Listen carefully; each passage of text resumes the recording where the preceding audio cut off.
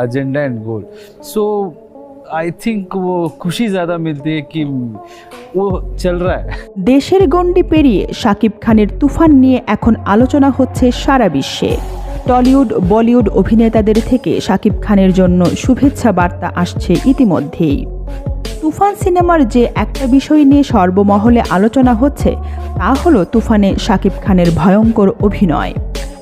আর শাকিব খানের এমন ভয়ঙ্কর অভিনয় দেখে এবার ভূয়সী প্রশংসা করতে দেখা গেল সাউথ ইন্ডিয়ান হিরো ইয়াশকে।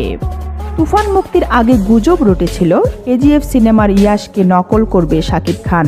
তবে তুফান মুক্তির পর সবার সেই ভুল ধারণাকে মিথ্যা প্রমাণ করেছে শাকিব খান। শাকিব খানের অভিনয় দেখে ইতিমধ্যেই সবাই বলছে শাকিব খান ইয়াশকে